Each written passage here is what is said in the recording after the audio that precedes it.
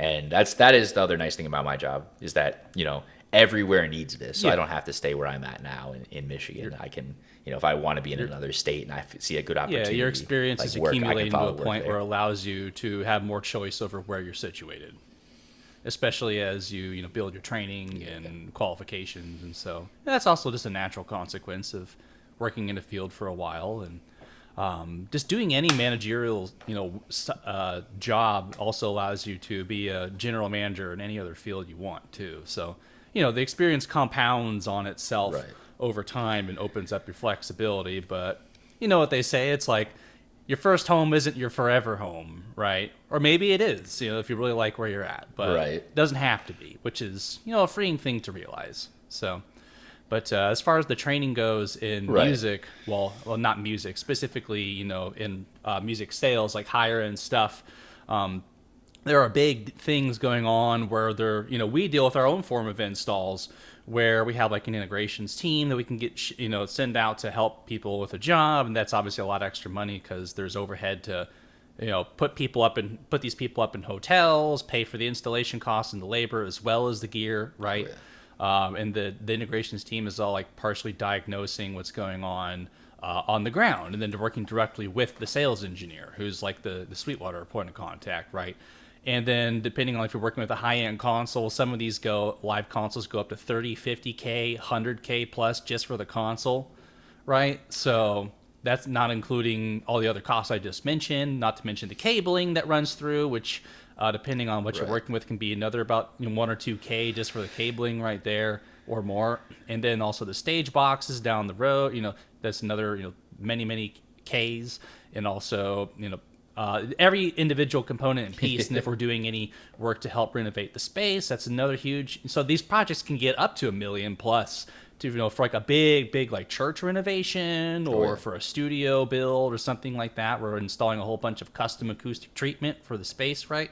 They could be working directly with like 4, 5, 6, 7 different small companies that are integrated with Sweetwater. And so there are trainings for the consoles to be certified to sell them, right?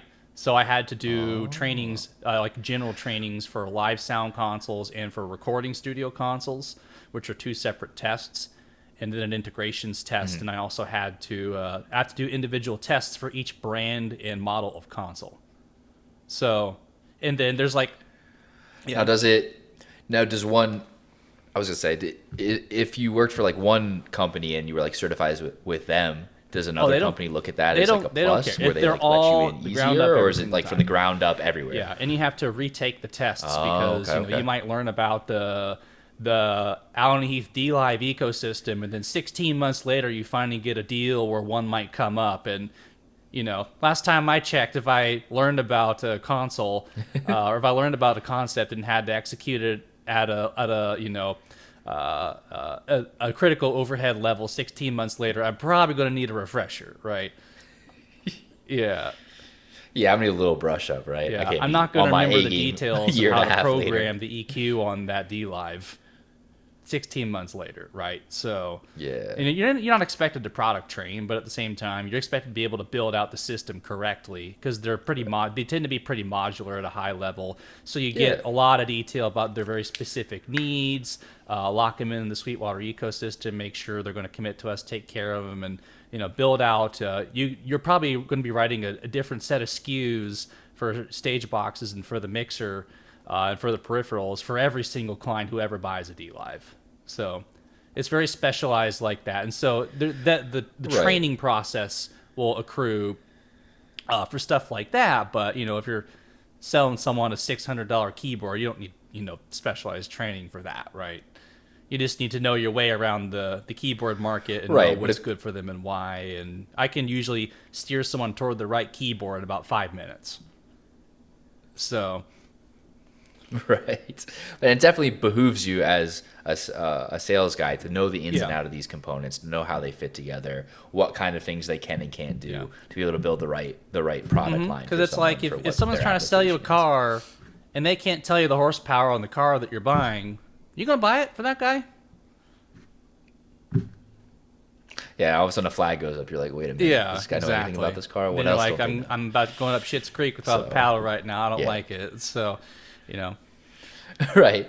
I'm gonna get a lemon out of this. Yep. I'm gonna have all sorts of problems, or I'm not So gonna have. there is an emotional and intellectual component to the sales process, but also to the consulting process, because consulting is basically kind of a commissionless form of sales in a way, right? It's just like almost like a salaried form of sales. In a Like way, I'll tell customers like I'm basically your personal consultant, right? So yeah. Yeah, you're trying to sell the idea that you bring value to what they're doing, and you're gonna be able to help them walk down a path to fix a problem that they have, or get to a sale on a property, because that's the big thing that we work with is, if someone's gonna sell a property, the way the law works, whoever owns it is responsible for any contamination, right? So when the bank says we're going to give you a loan to buy this property, the bank's the one who technically owns it. So the bank doesn't want to pay to clean up anything that's wrong on that property while they happen to own it while you pay back your mortgage. So they bring us out to check it out and see, like, hey, make sure this is good. Are we going to lose they're not willing to loan out that money and here? determine the interest rates on that money that they're loaning until they know the diagnosis of the land. I'm sure there's a very, very structured SOP for that with the banks before any money is lent. Yup. Yeah. They said, check this out, let us know what's here, and if there is anything, then we're going to sell them all sorts of insurance. That way, if there is a cleanup, it doesn't come out of our pocket, it comes out of the insurance pocket. It's kind of cool to see how the layers integrate with each other between your specific type of work, and also just the standard costs of living that we take for granted, like car, house, food, groceries, insurance, utilities, is also why generally the salespeople who are in kind of these drier, more universal like needs. Some of them are needs, some of them are needs like insurance, right? But we're forced to need them, right? Exactly. But like you can't hop on the road these days without a car insurance. I remember back when we were in high school, it was technically a choice, but now it's like legally required to have insurance in most states, if not all states, to even be on the road to begin with. Yep. Like if you get pulled over and you don't have insurance, like you don't want to be in that position. It's not good.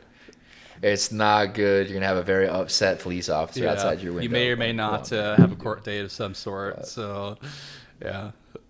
Yeah, you're going to talk to someone you didn't want to talk to on a Saturday morning. Put it that way. So, but being in these drier, need-based industries, it tends to be far more lucrative, especially insurance, especially business-to-business insurance, business-to-business stock options. Like some of these people make like $500,000 in like the first year or two at the job.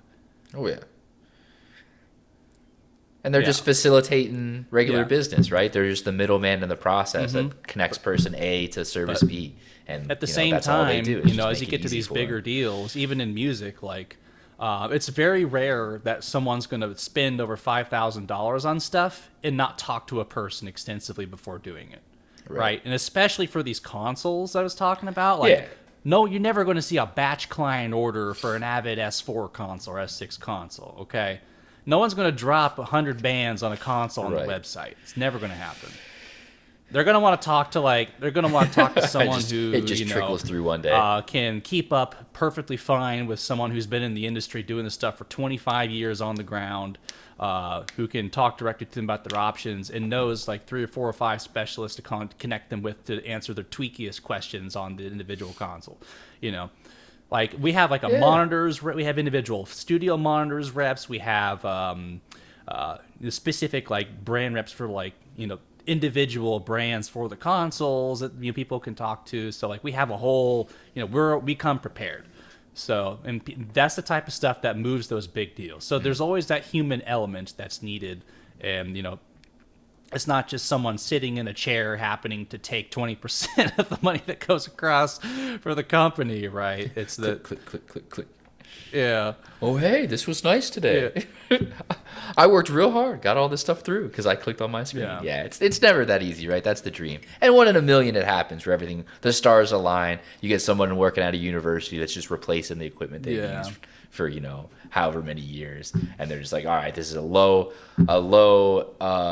interaction style. This is what I want. I know what it is. Can you hook me up? Sometimes Boom. people just In and know out their the door, needs. right? Like a school But just knows. They've been talking about this for like 4 to 6 months, and they just come to you with a purchase order for like $20,000. That does happen once in a blue moon. This is what I've. But that's the exception, not the rule. So, yeah. Yeah, that's the icing on the cake, right? Yeah. That's like, oh, whew, all right, we got one. This will make up for a couple of the other harder And even when that happens, conversations it takes that like didn't come 30 through, to 45 right? minutes to put the purchase order together, in our software. Make sure you know where everything is in and out of stock, and you usually have to hit up like 3 or 4 different reps in house to figure out when things are coming in stock, find substitutions, because no one ever just gets a bunch of stuff in stock on the site. They always want something that's not going to be there for like 4 months.